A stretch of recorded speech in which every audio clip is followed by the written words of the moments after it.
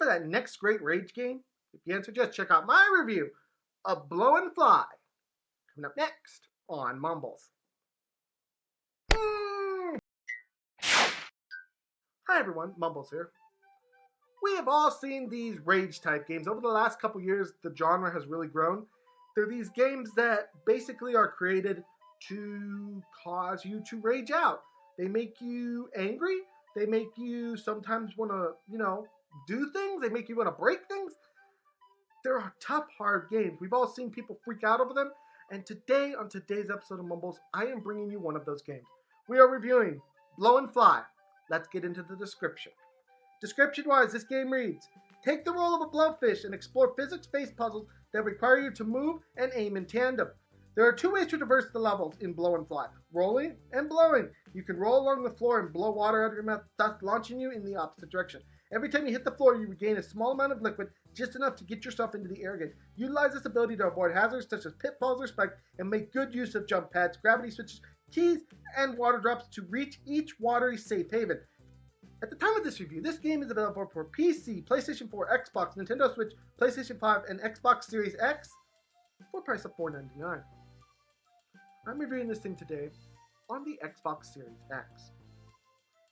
Now at this time, we will be moving on into the gameplay section, but before we do that, I do have to ask,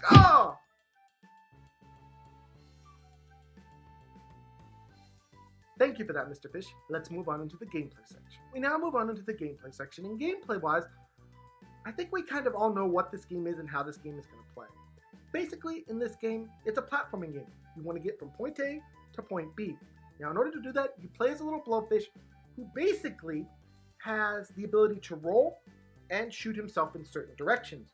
Now, to control that, you basically have to roll your little fish into the position that you want, and then basically aim in the direction you want to go.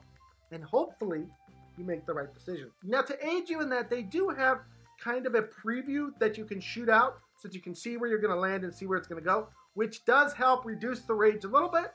But for the most part, there's going to be a lot of trial and error in this game. There's going to be a lot of you saying, oh my gosh, I can't figure this out. Oh my gosh, oh my gosh, oh my gosh. That's basically the game. You shoot yourself in areas, you try to avoid obstacles and things like that. You try to stay on platforms. That's the game.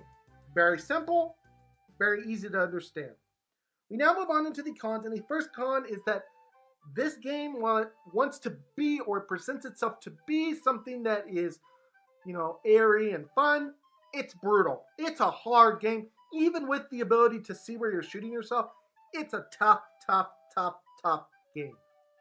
And the second con is that this game is not anything we haven't seen before. We've all seen these games where, jump to the ledge, you just missed that jump. You've got to start the level all over again. We've seen these games before. It's a genre that has been, at this point, very much overdone. So just do keep that in mind.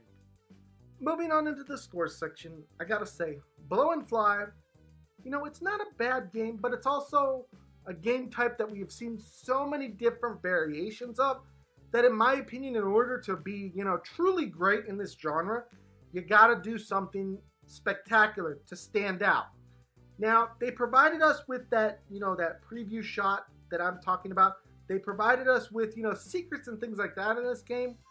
But for the most part, it's kind of the same thing we've seen in so many other games. We've seen this kind of thing in Meat Boy and all this other type of games. It's just kind of its own little thing, but there's so many different kinds of these games. So I had to kind of judge it with that. It's not a bad game. It's fun. The controls are decent. But on today's episode of Mumbles, because this genre is so oversaturated at this point, I can only give it a 5 out of 10. It's not a bad game, but it's also, it can be a bit boring and a bit long at times. It's one of those games that if you're going to play it on like a stream or something like that, it'd be great. But in your own time, there's probably games that you would like to play that are better than this. I'm just being honest. Anyways, guys, this has been my review of Blow and Fly. I hope you guys all enjoyed this. Please smack that subscribe button, smack the like button, smack all those buttons. And I'll see you guys all in the next video. Bye-bye, everyone. Take care.